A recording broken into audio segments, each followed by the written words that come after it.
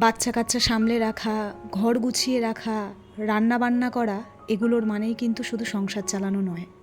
একজন স্মার্ট গৃহিণী পুরো পরিবারের শান্তি সুখ কিন্তু ব্যালেন্স করে থাকে। সব কিছু একসাথে সামলানো, সংসারের বাজেট, বাচ্চা, রান্না, নিজের যত্ন, সম্পর্ক, এ যেন এক অদৃশ্য ম্যানেজমেন্ট। নমস্কার সবাইকে, আমি মহুয়া। আবারও একটা নতুন ভিডিওতে আপনাদের সকলকে স্বাগত। আজকে সকাল থেকেই বৃষ্টি শুরু হয়ে গেছে। এখন তো প্রত্যেক দিন বিকেল হলেই ঝড় বৃষ্টি, কিন্তু অন্য দিনের তুলনায় কিন্তু আজকের সিনটা অন্যরকম। তাই ব্যালকনিতে এসে খানিকক্ষণ বৃষ্টিটাকে উপভোগ করলাম। আর এইদিকে আমার ব্যালকনির পিটুনিয়াগুলো এবার বিদায় জানাতে একেবারে প্রস্তুত। কারণ সিজন তো প্রায় শেষের দিকে, তবুও এখনও অবধি ফুল দিয়ে চলেছে। তবে গাছগুলো দেখে মনে হচ্ছে খুব একটা আর বেশি দিন নয়। আজকে আমার সকালটা আমি শুরু করলাম সকাল সকাল স্নান সেরে, আর এইবার শুরু করব আমি আমার পুজো। আসলে জানেন তো, সংসারে এমন কিছু স্মার্ট টিপস আছে যেগুলো আমাদের মতন একজন সাধারণ গৃহিণীকেও কিন্তু অসাধারণ করে তুলতে পারে অনেক বেশি অর্গানাইজড, কনফিডেন্ট আর পিসফুল। আমি মনে করি আমাদের দিনের শুরুটা বা সকালটা যদি আমরা একটু স্মার্টভাবে শুরু করি, তাহলে কিন্তু আমাদের সারা দিনটা একদম অন্যরকমভাবে কাটতে পারে। একজন স্মার্ট গৃহিণীর দিন শুরু হয় কিন্তু পরিকল্পনা দিয়ে।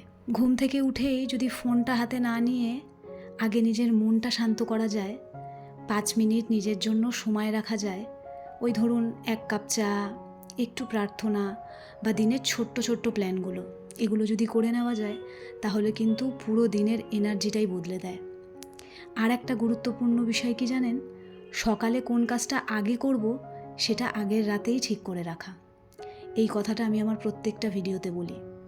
যেমন ধরুন সকালের টিফিন কি হবে, কোন কাজগুলো সবথেকে বেশি ইম্পর্ট্যান্ট, বা আজকে কি বাজার লাগবে, বা বাচ্চাদের বা পরিবারের কোনো বিশেষ কিছু দরকার আছে কি না। যখন মাথায় পরিষ্কার প্ল্যান থাকে না, তখন অযথা স্ট্রেস কম হয়। তারপরে কিন্তু আমাদের রান্নাঘরেও স্মার্টনেস দেখাতে হয়। স্মার্ট গৃহিণীরা কিন্তু রান্নাঘরে শুধু রান্নাই করে না, সময় আর এনার্জিও স্মার্টলি ম্যানেজ করে। রান্নাঘর যত গোছানো হবে, সংসারের কাজ তত ইজি আর পিসফুল হয়ে যাবে। একজন গৃহিণী জানে একটু প্ল্যানিং রান্নাঘরের অর্ধেক কাজ কমিয়ে দেয়। প্রতিদিন আজকে রান্না করব ভেবে সময় নষ্ট না করে আগে থেকেই ছোট্ট মিল প্ল্যান করে রাখা। রান্নাঘরে স্মার্ট হওয়া মানে শুধু তাড়াতাড়ি কাজ করা নয়, কম পরিশ্রমে সুন্দরভাবে সব সামলানো। যেসব জিনিস প্রতিদিন লাগে সেগুলো হাতের কাছে রাখা, এতে তো সময় বাঁচেই আর কাজের ঝামেলাও কমে। একজন স্মার্ট হোমমেকার রান্নাঘরকে শুধু কুকিং প্লেস না, পিসফুল প্লেসও বানিয়ে তোলে। ফ্রিজ আর কিচেন শেলফ যদি সুন্দরভাবে অর্গানাইজ থাকে, তাহলে আননেসেসারি খরচও কিন্তু অনেকটা কমে যায়। স্মার্ট গৃহিণীরা রান্নাঘরে পারফেকশন নয়, ব্যালেন্স মেনটেন করার চেষ্টা করে। রান্নাঘরে ছোট ছোট স্মার্ট হ্যাকস পুরো দিনের কাজ অনেক সহজ করে দিতে পারে। তাই সব কাজ একসাথে না করে স্টেপ বাই স্টেপ করলে রান্নাঘরের চাপটা অনেকটা কম থাকে। আর স্মার্ট রান্নাঘর মানে স্ট্রেস কম, ওয়েস্টেজ আর বেশি শান্ত। আর রান্না করার সাথে সাথে যদি রান্নাঘরটা ক্লিনও করতে থাকি আমরা, তাহলে আলাদা করে বেশি কষ্ট করতে হয় না। আর জানেন তো, রান্নাঘর গোছানো থাকলে মনটাও অনেকটা শান্ত থাকে। রান্নাঘরের কাজ যদি স্মার্টলি করা যায়, তাহলে নিজের জন্য অনেকটা সময় বের করা সম্ভব। আর এই প্রত্যেকটা জিনিস আমি আমার প্রতিদিনের কাজের মধ্যে দিয়ে ফিল করি। এর আগে এত কিছু তো জানতামই না, কোন কাজ আগে করলে ভালো, কোন কাজ পরে করলে ভালো। সংসার জীবনে যত দিন যাচ্ছে শিখছিও অনেক কিছু, আর আমি যতটুকু শিখছি ততটুকুই আপনাদের সঙ্গে আমি শেয়ার করছি।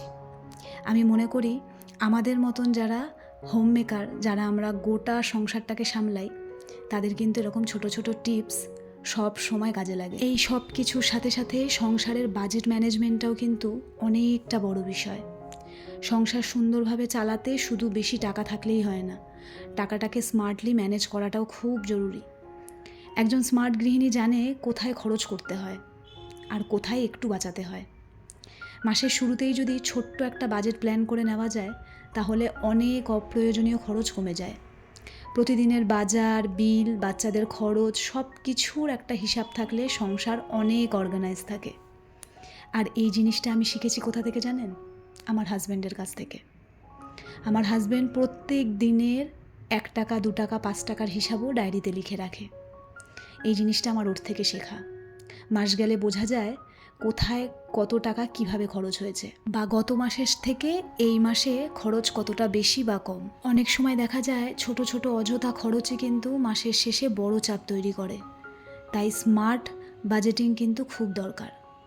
আর একটা গুরুত্বপূর্ণ বিষয় কি জানেন? সেভিংস। যত কমই হোক প্রতি মাসে একটু করে জমালে ভবিষ্যতে সেইটাই অনেক বড় সাপোর্ট হয়ে দাঁড়ায়। শুধু আজকের কথা ভাবলেই তো আমাদের চলবে না, আগামী দিনের কথাও কিন্তু আমাদের ভাবতে হয়। অফার দেখেই সব কিছু কিনে ফেলা স্মার্টনেস নয়। যেটা সত্যিই দরকার, যেটা ছাড়া আমাদের চলবে না, সেটাই কেনা আসল স্মার্টনেস। তবে হ্যাঁ, কখনো কখনো নিজের প্রয়োজনকে বা নিজের ভালো লাগাটাকেও প্রায়োরিটি দেওয়া দরকার। কিন্তু হ্যাঁ, সেটাও কিন্তু বাজেটের মধ্যে। সংসারের বাজেট ম্যানেজমেন্ট মানে কৃপণতা নয়, বরং ব্যালেন্স মেনটেন করে সুন্দরভাবে জীবন চালানো। একজন স্মার্ট হোম মেকার খুব ভালোভাবেই জানে কম টাকাতেও সুন্দরভাবে সংসার চালানো যায়, যদি প্ল্যানিংটা ঠিক থাকে। এরপর আমি যেটা বলবো সেটা হচ্ছে না বলতে শেখা। কিভাবে না বলতে হয়। আমরা অনেক গৃহিণীরা এক জায়গায় গিয়ে খুব কষ্ট পাই। সবাইকে খুশি রাখতে গিয়ে নিজের ক্লান্তিটাকেই লুকিয়ে ফেলি। কারোর কিছু দরকার, ঠিক আছে আমি করছি, আরেকজন কিছু বলল, আচ্ছা সেটাও আমি সামলে নেব। ঠিক এইভাবে করতে করতে একসময় নিজের জন্য আর কোনো শক্তি আমাদের থাকে না। আসলে সবসময় সব কিছু মেনে নেওয়াই ভালো নয়। কখন কোথায় না বলতে হয় সেইটাও খুব জরুরি। যদি শরীর ক্লান্ত থাকে, যদি মন ভালো না থাকে, তাহলে একটু থামতে হবে আমাদের। সব কাজ নিখুঁতভাবে না হলেও পৃথিবীটা কিন্তু থেমে যাবে না। নিজের শান্তিটাও অনেক বেশি গুরুত্বপূর্ণ, কারণ আমরা ভেঙে পড়লে সংসারটাও ক্লান্ত হয়ে পড়বে। আসলে আমরা কি ভাবি বলুন তো? সব কাজ নিজের কাঁধে তুলে নেওয়াই মনে হয় ভালো মানুষ হওয়া, কিন্তু কখনো না। কখনো কখনো না বলাটাও নিজের প্রতি একটা দায়িত্ব। প্রতিটা হ্যাঁ যদি নিজের ক্ষতি করে, তাহলে সেখানে একটা ছোট্ট না খুব জরুরি। না বলা মানে সম্পর্ক ভাঙা নয়, না বলা মানে নিজের সীমাটাকে সম্মান করা। সংসারের সব কাজ একা সামলানো কোনো সুপার পাওয়ার নয়। দায়িত্ব ভাগ করে নেওয়াও একটা সুন্দর পরিবার গড়ার অংশ। কারণ একজন মানুষ ক্লান্ত হয়ে গেলেও তার হাসিটাও ধীরে ধীরে হারিয়ে যায়। নিজেকে তিল তিল করে শেষ করে দিয়ে সংসার টিকিয়ে রাখা নয়, নিজেকেও ভালো রেখে সংসার সামলানোই আসল বুদ্ধিমত্তার পরিচয়। অনেক সময় অপরাধবোধ আসে জানি, মনে হয় আমি না বলে ফেললাম, আমি না বললে সবাই কি ভাববে।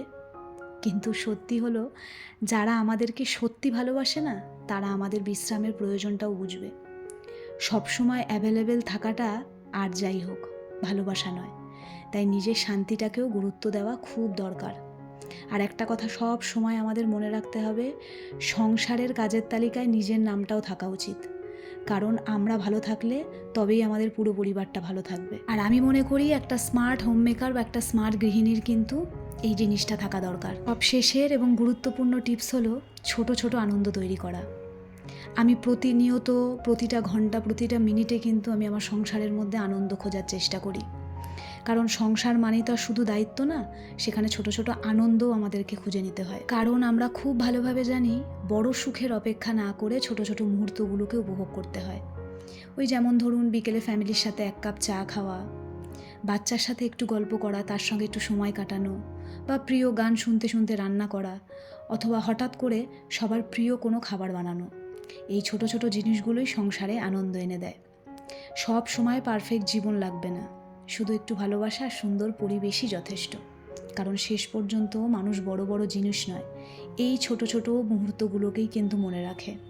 তাই এই ছোট ছোট মুহূর্তগুলোকে কিন্তু আমাদের একদম মিস করলে চলবে না। তাই আজকের এই ভিডিওতে আপনাদের সঙ্গে আমি যে 5টা টিপস শেয়ার করলাম একজন স্মার্ট হোম মেকারের, এইটা আমি আমার সংসারে খুব ভালোভাবে মেনটেন করার চেষ্টা করি। তাই সেইটা আমি আপনাদেরকেও জানালাম। আপনারা হয়তো অনেকে আমার মতন এইভাবেই সংসারের কাজ করেন, বা যারা করেন না তারাও ঠিক এইভাবে মেনটেন করবেন। দেখবেন নিজেকে তো স্মার্ট মনে হবে, আর সংসারটাকেও অনেক বেশি স্মার্ট লাগবে। চলুন সবশেষে আপনাদেরকে একটা জিনিস দেখাই। আমি কয়েকদিন আগে অনলাইন থেকে এই ফ্রিজের ম্যাগনেটগুলো অর্ডার করেছিলাম। অলরেডি আমার ফ্রিজে রয়েছে, কিন্তু এগুলো বেশ ভালো লাগলো আমার, তাই এগুলো নিয়েছি।